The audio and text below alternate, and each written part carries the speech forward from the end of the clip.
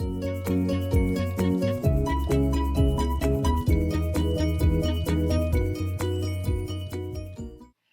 everyone, and Merry Christmas. My name is Patricia Meredith, and I am the author of the Spokane Clock Tower Mysteries. Set in 1901 Spokane, these historical mysteries set you right in the midst of actual real-life events with cameos from real historical people, and it's all really in-depth research behind it. I can tell you more about it, but I won't.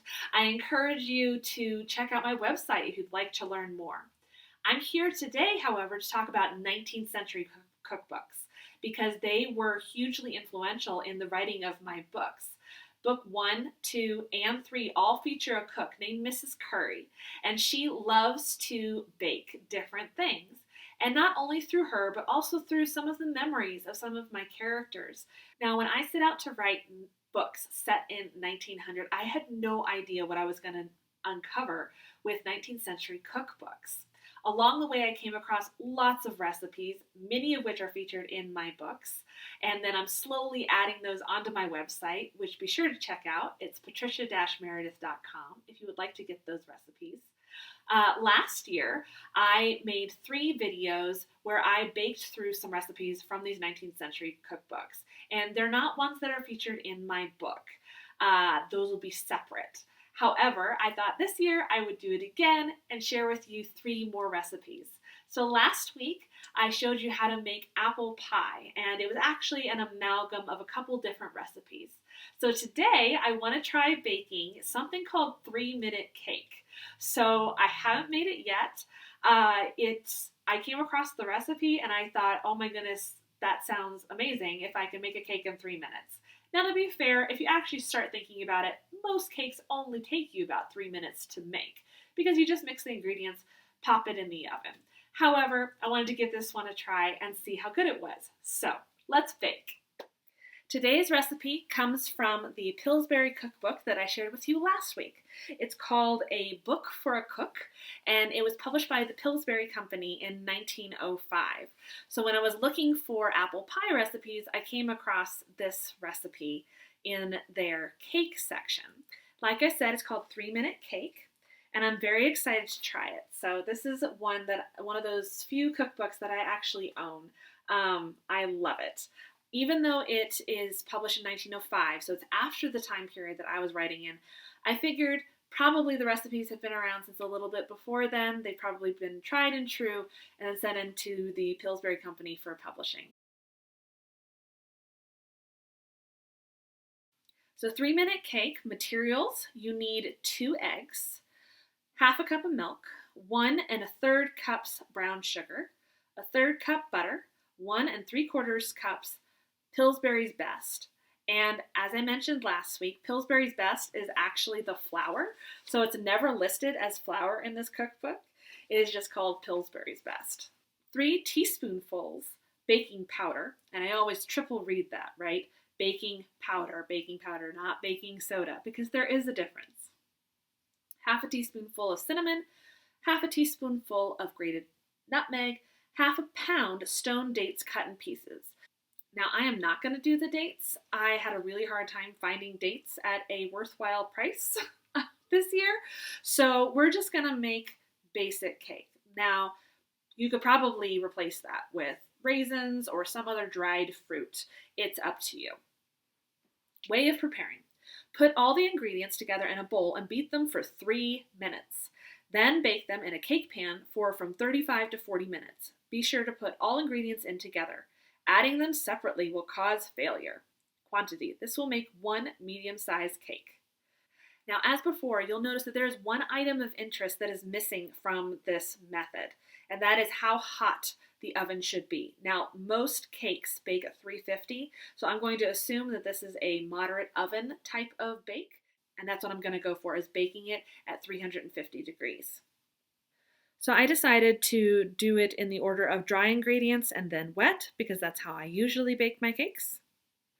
So, oh my goodness, stirring that thing for 3 minutes was super hard. It was only for 3 minutes, but I wanted to do it by hand. I didn't want to pull out my KitchenAid and cheat. I wanted to see how hard it was to do it for 3 minutes. It's super hard, guys. Super hard.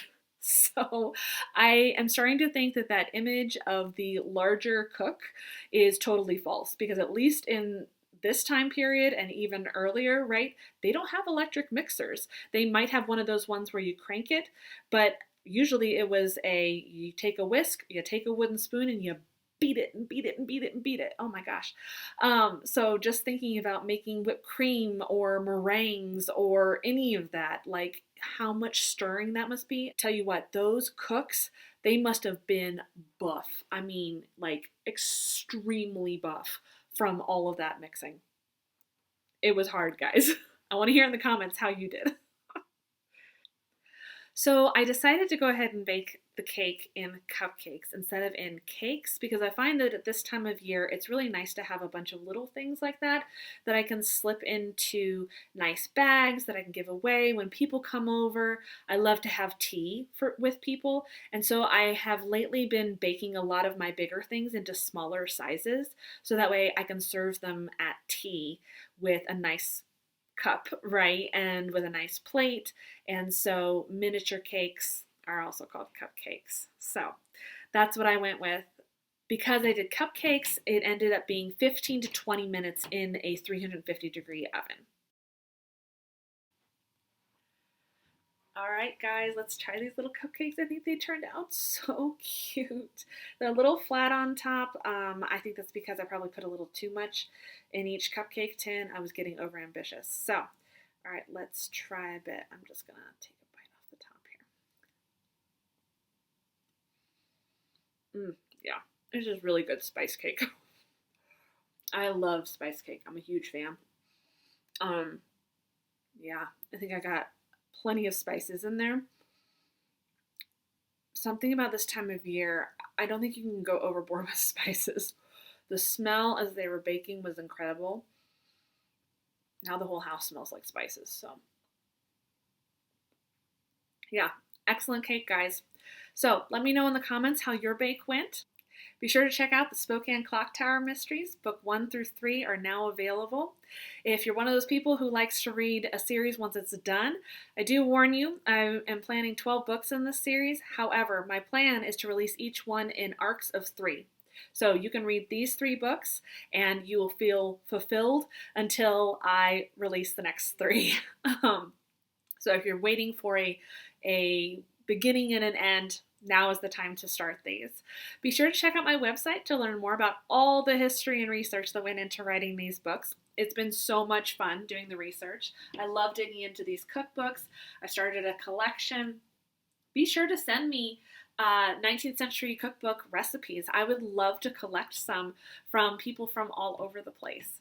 So be sure to leave me a comment down below. Hit that subscribe button so that way you'll hear about next week when I launch my 3rd video.